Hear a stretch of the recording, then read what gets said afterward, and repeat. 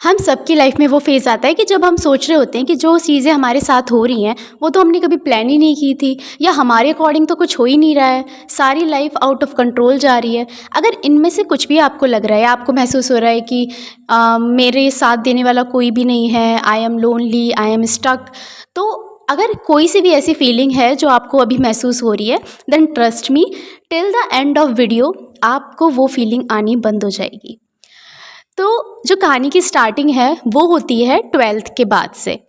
तो 12th से पहले ही मेरा माइंड सॉर्टेड था कि मैं कहीं नहीं जा रही हूँ, मुझे तो कॉम्पिटिटिव एग्ज़ाम की प्रिपरेशन करनी है, तो मैं अपने यहीं होम टाउन से ही करूँगी, और जो ग्रेजुएशन के लिए मुझे अगर कॉलेज के लिए अप्लाई करना होगा तो मैं यहीं कहीं कर दूँगी, मतलब पास के ही लोकल कॉलेज में एडमिशन ले लूँगी और अपनी प्रैक्टिस करती रहूँगी अपने कॉम्पिटिटिव एग्ज़ाम की।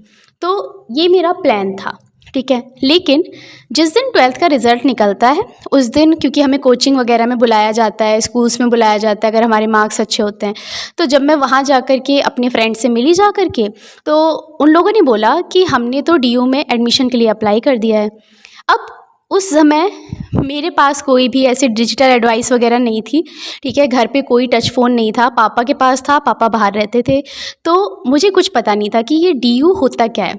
एट द फर्स्ट टाइम तो मुझे लगता था डीयू, ये DEW वाले डीयू की बात कर रहे हैं, कुछ ऐसा कोई कॉलेज होगा, ठीक है। लेकिन उस समय मुझे कोई आइडिया नहीं था, तो मुझे ऐसा लगा कि सारे लोग जो हैं कॉलेज के लिए अप्लाई कर रहे हैं, मुझे भी अप्लाई तो कर ही देना चाहिए। मेरिट लिस्ट में नाम आ गया तो वेल एंड गुड, नहीं आएगा तो फिर छोड़ देंगे। तो मैंने अप्लाई करने के लिए गई। अब बात ये थी कि उस दिन आखिरी डेट थी अप्लाई करने की, और जब मैं अप्लाई करने गई तो उसमें से मेरा एक डॉक्यूमेंट जो था वो नहीं बना था, जो कि वहाँ पर लगना भी था। अब मैं पूरी परेशान, मतलब अभी तक मुझे कोई फ़र्क नहीं पड़ रहा था कि कॉलेज चाहे वहाँ मिले या यहाँ, लेकिन अब मुझे लग रहा था कि मेरे फ्रेंड्स जा रहे हैं तो मैं कैसे पीछे रह सकती हूँ। तो फिर मुझे लगा कि नहीं, मेरा एडमिशन कैसे रह गया। तो आखिरी डेट थी, उस दिन नहीं हो पाया, और मुझे थोड़ा सा बुरा भी लगा उस चीज़ का। बट अगले दिन मैं क्या देखती हूँ कि उसकी जो डेट थी वो एक्सटेंड हो गई, ठीक है। तो जितना एक्सटेंशन मिला था उतने ही एक्सटेंशन में मेरा डॉक्यूमेंट बन करके रेडी हो पाया। सो यहाँ से मेरी कॉलेज में एडमिशन आराम से हो जाती है, ठीक है। मुझे अच्छा कॉलेज मिल गया। अब कॉलेज के बाद पे जब हमारे रहने की बारी आई, क्योंकि हाफ कॉलेज लाइफ तो हमारी देखो कोरोना टाइम में यहीं निकल गई थी, 1.5 साल हमारे यहीं बर्बाद हो गए थे। तो 1.5 साल बाद जब कॉलेज ओपन हुए, फिर मैंने अपनी फ्रेंड से पूछना स्टार्ट किया जो हम मेरे स्कूल टाइम से साथ में थी। तो मैंने उनसे पूछा कि तुम लोगों को भी डीयू का ही कॉलेज मिला है तो क्यों ना साथ में रह लेते हैं। तो उन दोनों ने ही, 2 फ्रेंड्स थी मेरी, तो दोनों ने ही मना कर दिया, ठीक है। उनके पेरेंट्स के कुछ रीज़न्स थे कि ठीक है तुम अलग रहोगी, अपने फ्रेंड्स के साथ नहीं रहोगी, वॉट एवर रीज़न्स, तो उन्होंने मना कर दिया। अब मुझे उस समय बड़ा ही बुरा लगा कि मैंने जिनके पीछे कॉलेज स्विच करने का सोचा था, या मैंने जिनके पीछे सोचा था कि ठीक है डीयू मुझे जाना है अपनी फ्रेंड्स के साथ, तो उन लोगों ने ही डिच कर दिया एंड टाइम पे। तो अब क्या। और मैं उस समय बहुत ज़्यादा, एक वो होता है ना कि देखो उस टाइम पे आपके फ्रेंड्स आपके लिए बहुत कुछ होते हैं, तो वो पहला झटका मुझे लगा, मुझे बहुत बुरा लगा उस चीज़ को लेकर के। लेकिन उसी समय एक मेरी क्लासमेट थी जिसके साथ, मतलब वो मेरी क्लास में ही थी, हम लोग सेम क्लास में थे, लेकिन कभी भी फ्रेंडशिप वाली जो बात होती है वो उसके साथ नहीं थी मेरी, ठीक है। मतलब हम लोग केवल नॉर्मली बात करते थे, लेकिन जो बॉन्डिंग थी वो उतनी अच्छी नहीं थी। तो जब मुझे बात करने से पता चला कि उसका भी सेम ही कॉलेज है जो मेरा कॉलेज है, तो मैंने उससे पूछने की कोशिश की कि भाई तुम किसके साथ रहने वाली हो। तो उसने सीधा बोला कि अगर हम लोग का सेम कॉलेज है तो क्यों ना हम साथ में ही रह लें। अब सोचो, मेरे खुद के फ्रेंड्स ने मना कर दिया था और एक अनजान इंसान जो था वो मेरे साथ रहने के लिए रेडी था। तो उस क्लासमेट के साथ रहने के लिए मैंने सोचा कि किसी अनजाने व्यक्ति के साथ रहोगे जाके नई सिटी में, इससे अच्छा है ना कि कोई अपने ही जान पहचान की होगी तो और अच्छी बात है। तो उस क्लासमेट के साथ मैंने डिसाइड किया कि ठीक है हम लोग साथ जाएंगे दिल्ली और रहेंगे भी साथ ही। अब नेक्स्ट चैलेंज आता है कि पीजी कैसे ढूंढा जाए। तो बता दूं कि पीजी को ढूँढने में, सेटल करने में उसकी जो दीदी थी, जो मेरी क्लासमेट थी, जो मैंने बताया बाद में बोला था जिसने कि हम लोग साथ ही में रह लेते हैं, तो उसकी जो दीदी थी वो दिल्ली में ही जॉब करती थी। तो उन्होंने पीजी वगैरह सारे देख लिए थे और उन्होंने एक पीजी को फाइनलाइज़ भी कर दिया था। मतलब मैं इतनी परेशान हो रही थी इससे पहले कि मैं सबसे एल्डेस्ट हूँ अपने घर में, सिबलिंग्स में, और मेरे पापा भी बाहर जॉब करते हैं, मेरी मम्मी को भी उतनी नॉलेज नहीं है, कभी बाहर नहीं गई हैं, तो कैसे होगा सारी चीज़ें मैनेज। लेकिन मेरी फ्रेंड्स का डिच करना, किसी अनजान इंसान का मेरी लाइफ में आना और फिर उसकी दीदी के द्वारा सारी चीज़ें होना, ठीक है, ये सारी चीज़ें होकर के हम परफेक्टली वहाँ पे शिफ्ट कर गए। अब शिफ्ट करने के बाद पीजी में हम 3-4 महीने रहे। वहाँ पर 3-4 महीने रहने के बाद समर वेकेशन का टाइम आ गया था, छुट्टियाँ पड़ने वाली थी। तो 1.5 साल बोल रही हूँ, 1.5 महीने की कुछ समर वेकेशन हम लोगों को मिलने वाली थी। तो हमने सोचा एटलीस्ट इसी को बचा लेते हैं। मतलब किराया देखो पीजी का बहुत हाई फाई पड़ता था हम लोगों पे। तो मैंने सोचा क्यों नहीं एक काम करते हैं, दीदी के यहाँ पे, जो दीदी जॉब करती थी उसकी, उनके यहाँ पे सामान रख देते हैं और हम लोग वापस घर चलते हैं। इससे क्या होगा कि पीजी का जो 1.5 महीने का किराया है वो हमें नहीं देना पड़ेगा, ठीक है। और 1.5 महीना क्या, वहाँ पे पीजी का वो 2 महीने का ही किराया ले लेते हैं। तो ये सारा चीज़ करके हमने शिफ्ट वगैरह दोबारा किया, दीदी के यहाँ सामान रखा और वापस घर पे आ गए। अब सामान रखने के बाद जब घर पे आए, छुट्टियां बहुत अच्छी कटी, ठीक है, सारी चीज़ें बढ़िया चल रही थी। लेकिन फिर से जब दोबारा वापस जाने की बारी आई, अब वही चीज़ फिर से कि भाई पीजी कहाँ लेना है, कहाँ रहना है। तो उसकी दीदी ने दोबारा से ट्राई किया कि कोई पीजी नया अच्छा मिल जाए, क्योंकि हम लोगों को ये लग रहा था कि उस पीजी का रेंट बहुत ज़्यादा था, तो कोई नया पीजी मिल जाएगा तो और अच्छी बात है। तो उसकी दीदी ने काफ़ी सारे पीजी और फ्लैट वगैरह देखे, लेकिन समझ नहीं आया कोई सा। तो एट द एंड, क्योंकि टाइम भी निकल रहा था, हमने काफ़ी लेट कर दिया था छुट्टियों के बाद ये पीजी वगैरह देखना, तो उसने डिसाइड किया कि एक काम करते हैं, उसी पीजी पे चलते हैं। मैंने सोचा कि ठीक है, पहले भी तो वहीं रह रहे थे और वहाँ पे बॉन्डिंग भी बन चुकी है लोगों के साथ, तो वहीं चलते हैं। जब हम दोबारा उस पीजी में गए तो मेरी फ्रेंड को तो और जो फ्रेंड्स बन चुकी थी उनके साथ रूम मिल गया था, ठीक है। लेकिन मुझे जो था वो एक अलग रूम दे दिया गया था, वो भी कोई अनजान लड़की थी। और जब मैं उस रूम में रही जा कर के, तो उस दिन मुझे बहुत ही बुरा फ़ील हो रहा था। मतलब एक तो रूम वो बहुत ही ज़्यादा छोटा था, रेंट भी पीजी का बढ़ा दिया गया था। अब कई सारे नए रूल्स जो हैं वो ला दिए गए थे कि संडे इवनिंग्स को जो खाना है वो नहीं मिलेगा, और भी बहुत सारी चीज़ें थी, लेकिन रेंट उतना ही हाई था।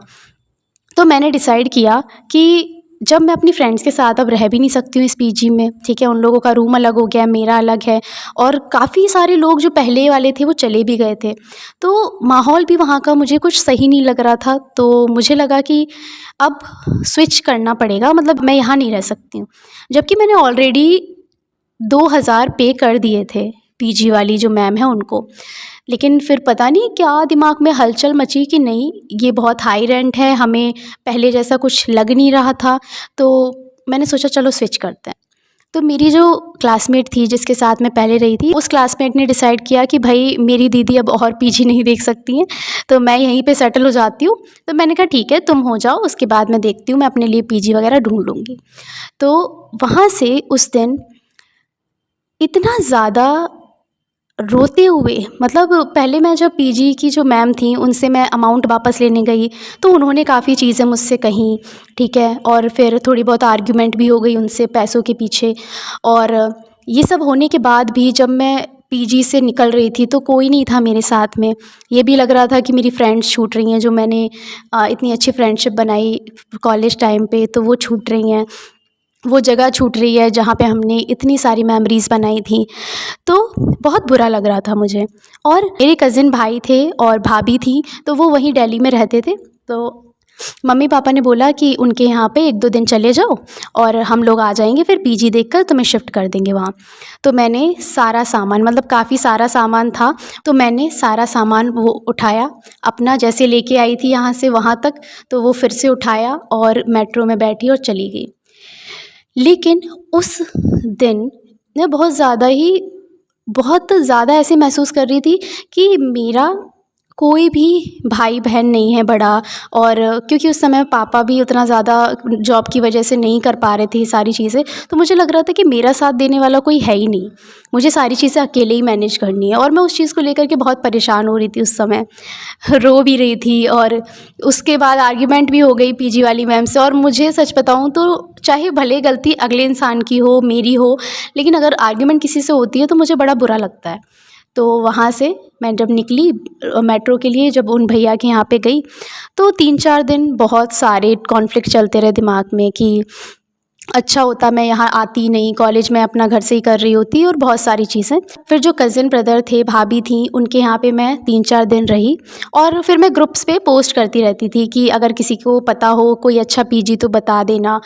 तो रैंडमली एक शाम को मैंने क्या किया, अपनी एक कॉलेज की क्लास की सीआर थी, ठीक है, उसको मैंने टेक्स्ट मैसेज किया कि अगर उसके पीजी में या उसके आसपास कहीं पे पीजी हो ऐसा, जहाँ पे स्पेस भी हो और ठीक ठाक खाना मिलता हो, कॉलेज से पास भी हो, तो वो बता दे मुझे, ठीक है। और मैंने उसको रैंडमली टेक्स्ट मैसेज किया था, मतलब हमारी कभी बात नहीं हुई थी। और वहाँ से रिप्लाई आता है कि हमारे खुद के ही पीजी में जगह है, तो तुम आ जाओ, देख लो आकर के। अब जब मम्मी पापा यहाँ से वहाँ पहुँचे, तो मैं, मम्मी पापा, तीनों लोग निकल कर के पीजी देखने गए, ठीक है। और मुझे लगा था कि बहुत टाइम लगेगा पीजी ढूंढने में, समझ नहीं आ रहा पता नहीं कैसा मिलेगा, पहले वाले जितना अच्छा मिलेगा भी या नहीं, क्या लोग कैसे होंगे वहाँ के। तो पापा, मम्मी और मैं निकल गए पीजी देखने के लिए, और पहला पीजी वहीं देखा जाके जो मैंने सीआर से बात की थी। अच्छा, मैं जब उसके पीजी में गई ना, तो सबसे पहले पीजी के सामने ही भगवान जी का मंदिर था, जिसमें सबसे पहली जो मूर्ति थी वो कृष्ण जी की थी, ठीक है। और मैं बता दूं कि जब भी मैं परेशान होती हूँ या गुस्सा आ रहा होता है मुझे किसी चीज़ को लेकर के, मुझे सुनाना होता है, तो मैं कान्हा जी को हमेशा सुनाती हूँ। कि मुझे ऐसा लगता है कि वो एक ऐसे फिगर हैं, फ्रेंडशिप फिगर टाइप लगते हैं मुझे, कि ठीक है, मैं अपनी बात को हर तरीके से उनको बोल सकती हूँ। तो जब ये पीजी वाला ये सारी चीज़ें चल रही थी ना, तो मैं काफ़ी उनसे लड़ रही थी, ठीक है, कि ये क्या है, मेरे साथ कोई है ही नहीं, आप भी कुछ नहीं देख रहे हो, बहुत सारी चीज़ें थी। तो जब मैं वहाँ पहुँची और मैंने पीजी के ठीक सामने मंदिर देखा, वहाँ पे कान्हा जी को देखा, तो आधी तो मैं वहीं कन्विंस हो गई थी कि पीजी यही जहाँ तक है, तो हम यही पीजी लेंगे। लेकिन जब मैंने सोचा कि चलो देख लेते हैं, पहले अंदर चले जाते हैं, पीजी के अंदर गए। अच्छा, वो पीजी कम रेंट में था, तो मुझे लगा ऐसा तो नहीं फैसिलिटीज़ अच्छी नहीं होंगी। फैसिलिटीज़ देखी, फैसिलिटीज़ भी बढ़िया, खाना भी बढ़िया, ठीक है, और कॉलेज की भी लड़कियाँ वहाँ पे मिल गई। तो मुझे लगा कि अलका तो कितना प्रेशर ले रही थी, कितनी टेंशन ले रही थी इस चीज़ को लेकर के, और यहाँ से तो यहाँ पे आकर के तो ऐसा लग रहा है कि जैसे किसी ने पहले से ही सारी अरेंजमेंट करके रखी हुई है, जैसे कोई चाहता था कि तू यहीं पे आए। वो पीजी के ठीक नीचे मार्केट थी, कॉलेज वहाँ से वॉकिंग डिस्टेंस पे था, मेट्रो वॉकिंग डिस्टेंस पे था, मंदिर ठीक सामने था। आई वॉज टोटली कन्विंस्ड कि मम्मी और पापा, हम कहीं नहीं जा रहे हैं, हम इसी पीजी को लेंगे, ठीक है। मैंने वहाँ पे रूम ले लिया। अच्छा, जब रूम वहाँ पे फ़िक्स कर दिया, तो उन भैया ने बोला था कि आप 8 तारीख को आ जाना यहाँ पे, हम रूम खाली करवा देंगे तब तक। पर जब मैं वहाँ पहुँची तो रूम खाली नहीं हुआ था, क्योंकि जो उस रूम में ऑलरेडी दीदी रह रही थी, उन्होंने खाली नहीं किया था उस समय, उनको टाइम चाहिए था थोड़ा और। तो मुझे 2-3 दिन किसी और रूम में रखा गया, जो कि नीचे साइड ही था। तो जब उस रूम में मैं गई, तो उसमें 2 लड़कियां रहती थी ऑलरेडी, और उसमें से एक लड़की ऐसी थी जो कि काफ़ी डिप्रेसिंग सी वाइब मुझे देती थी। मतलब मैं उस कमरे में अगर ज़्यादा देर रुकूँ ना, तो मुझे रोना आ जाता था, बहुत ही बेकार माहौल लगता था उस कमरे का। तो मैं फिर सोच में पड़ गई कि पीजी मैंने ले तो लिया, पर क्या मैं यहाँ एडजस्ट कर पाऊँगी? क्या वैसे ही लोग, जो वैसी बॉन्डिंग हमने पहले पीजी में बनाई थी, क्या वो यहाँ बन पाएंगी? फिर भी 2-3 दिन मैंने कहा एडजस्ट होने में टाइम लगता है, देते हैं, तो टाइम दिया। फिर जो रूम शिफ्ट होने की बारी आई, तो मुझसे उस पीजी की लड़कियां कुछ थीं, तो उन्होंने बोला कि तुम्हारी जो रूममेट हैं वो एक मुस्लिम दीदी हैं, ठीक है। तो लोगों के मन में स्टीरियोटाइप्स तो रहते ही हैं, तो उन्होंने बोला कि पता नहीं तुम एडजस्ट कर पाओगी या नहीं। लेकिन जब मैं उस रूम में शिफ्ट हुई, तो she was the sweetest person I met. मतलब उन दीदी के साथ मैंने इतना बेस्ट टाइम निकाला है ना, she was a totally chill person. तो ये सारी चीज़ें जो एक एक करके हो रही थी ना, मैं उन सारी चीज़ों को पहले नहीं समझ पा रही थी। जब वो मेरे साथ हो रही थी तो मुझे लग रहा था कि भगवान क्या कर रहे हैं, मैं अकेली हूँ, मेरा कोई है नहीं और ये सारी चीज़ें, मैं इतनी सारी चीज़ें कैसे हैंडल करूँ। ठीक है, मैंने कभी नई जगह पे आकर के इतनी चीज़ें हैंडल नहीं करी हैं, आखिर मेरे साथ ही ऐसा क्यों हो रहा है। ठीक है, भगवान मुझसे आखिर मेरे पुराने दोस्त क्यों छीन रहे हैं, पुरानी वो जगह क्यों छीन रहे हैं। ठीक है, मुझे क्यों ऐसी जगह डाल रहे हैं जहाँ मैं किसी को नहीं जानती। लेकिन उस नए पीजी में मैंने बहुत ही अच्छा टाइम बिताया है, बहुत ही अच्छी फ्रेंडशिप्स मुझे वहाँ से मिली हैं, बहुत ही अच्छे एक्सपीरियंसेस, लर्निंग्स मुझे वहाँ से मिली हैं। तो मैं सिर्फ इतना कहना चाहती हूँ कि कई बार चीज़ें हमारे अकॉर्डिंग नहीं होती हैं। जो हम प्लान करके रखते हैं, जो हम सोच के चलते हैं, वैसा कुछ नहीं हो रहा होता है। पर जो हो रहा होता है, कई बार आपको उस पे ट्रस्ट दिखाना होता है, क्योंकि वो भगवान की मर्ज़ी से हो रहा है और वो कभी भी आपके साथ कुछ गलत नहीं करेंगे। जब वो टाइम बीतता जाएगा ना, आप जब पीछे मुड़ कर के देखोगे तो आपको रियलाइज़ होगा कि he was protecting you from so many things. He was taking you to the right place, to the right people. तो अगर अभी तक आप ये वीडियो देख रहे हो ना, तो ट्रस्ट मी, जो इंसिडेंट्स आपकी लाइफ में पहले कभी आपको लगा होगा कि शायद ये सही नहीं है, जो लोग मुझे छोड़ के गए शायद वो सही नहीं है, आप अभी जब उस चीज़ को देखते होगे ना, तो आप उसको एक्सेप्ट कर चुके होगे, आप उसको इस तरीके से ले रहे होगे कि ठीक है, अच्छा हुआ वो तब चले गए। तो with that message I would like to say कि trust on God, trust on his timing. जब देखो, हम लोग सारे लोग प्लानिंग बना के चल रहे होते हैं कि 10th 12th हमारा एग्ज़ाम, हमारी job and then all sorted.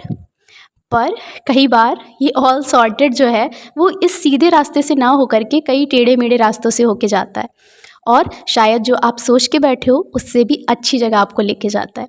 कहाँ मैं सोच कर के बैठी थी कि मैं नहीं जाऊँगी बाहर कॉलेज, मैं घर में ही रहूँगी, लेकिन अगर मैं यहाँ रहती तो शायद वो स्किल्स, वो सारी चीज़ें नहीं सीख पाती जो मैंने बाहर से सीखी। शायद कभी वो कॉन्फिडेंस मुझ में नहीं आ पाता कि मैं अकेले भी कहीं पर रह सकती हूँ, अकेले खुद जॉब करके भी अर्निंग कर सकती हूँ, सारी चीज़ें खुद मैनेज कर सकती हूँ। तो उस एक्सपीरियंस ने, उस चीज़ ने काफ़ी मेरे अंदर चेंजेस लेकर के आए हैं। एंड मैं आपसे भी कहूँगी कि ट्रस्ट ऑन गॉड्स टाइमिंग। जो आपको नेक्स्ट स्टेप दिख रहा है ना, जो आपको नेक्स्ट आइडिया समझ आ रहा है, अपनी थिंकिंग के हिसाब से, उस टाइम के हिसाब से बस वो करो, बाकी की चीज़ें भगवान पे छोड़ दो। So with that, thank you for watching and video को लाइक कर देना और नए हो तो चैनल को सब्सक्राइब कर लेना। Bye bye.